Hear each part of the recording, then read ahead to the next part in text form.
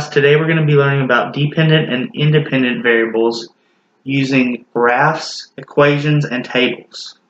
First off, what do we mean by independent and dependent variables? So an independent variable or input is described as an x, or commonly written as x, and a dependent variable or output is commonly written y. And that's what we're going to go with for the purposes of this class. I put a little note down here if you want to read it.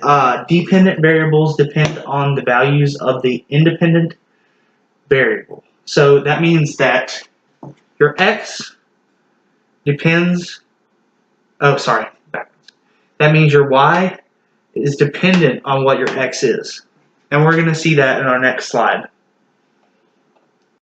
Okay, on to the next slide. Okay, I'm going to get you to copy this one down, but I'm going to read it for you. A linear expression describes a relationship which the value of one variable depends on the value of another. In order to see this relationship, we need to first make a table, then graph. Okay, so for the purposes of this lesson, I've given us an example, and I've gone ahead and worked through it. So y equals 2x plus 1 is our equation. So first thing we do is we pick a few numbers. So let's solve for x equals 0, 1, 2, and 3.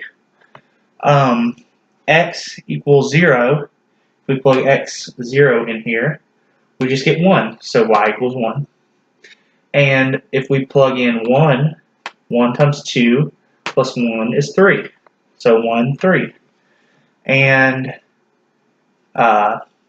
if we plug in 2 for x, 2 times 2 is 4, plus 1 gives us our y of 5.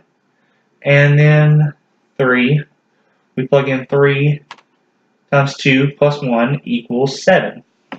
Okay, so now we can kind of get the sort of gist of how our graph is going to look just from these three equations. So what I did right here is plotted, well, these are actually ordered pairs. So each one, so 0, 1 is one of our ordered pairs right here. So zoom in a little bit. Okay, so 0, 1 right here is where I plotted the first point. See your 0 right there and your y. 0, 1, and then 1, 3 right here.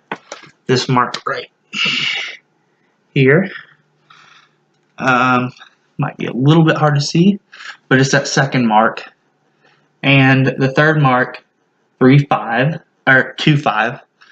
And then the fourth mark, 3, 7.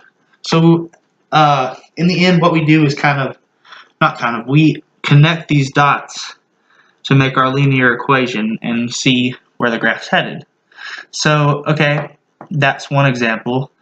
Let's move on to the next slide. Okay, so for the next problem, we're going to have y equals 3x plus 2. I'm going to get you to write that down. Give you a second to pause the video. And the first step is to write down our x's, which are 0, 1, 2, and 3. And I already drew the graph, but you can draw that later. You plug in your x, your input right here. So it's going to be 3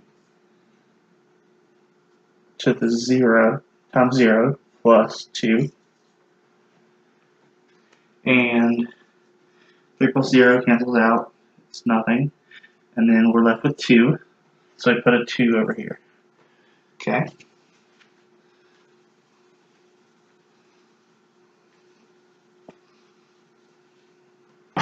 And we get the 1 and plug in 1 as our input right here for x.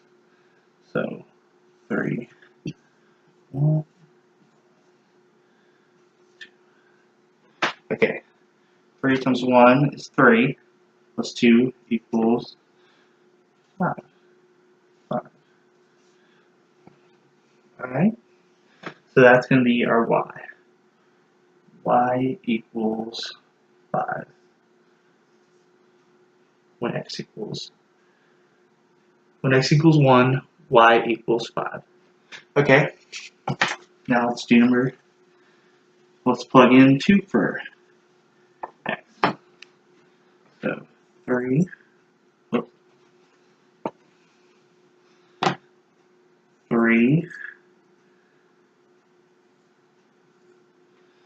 times 2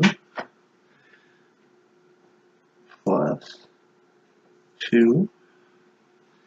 3 times 2 is just 6, plus 2 equals 6 equals y. So when x, the input, is 2, then y equals, oh wait, not 6. 6 plus 2 is 8. My mistake. Okay, so we got 8.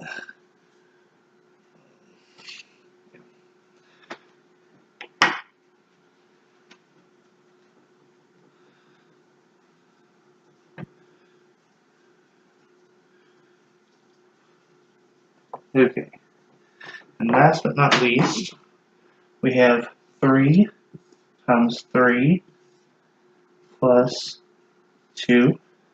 So 3 times 3 is 9, and plus 2 equals 11. So 11 is our last y. Okay, so using these numbers, we're going to need to plot on the number line. X, which if we remember from our last lesson is the horizontal axis. This is our x-axis, and then y over here. Okay, so we have 0 for our x right here. So what do?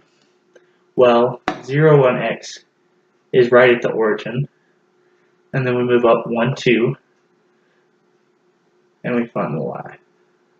So that's going to be our first point. Then x equal to 1. We found that y equals 5, so we go up 1, 2, 3, 4, 5. That's 5. And then we put in x equals 2, which is right here. And we move up 8.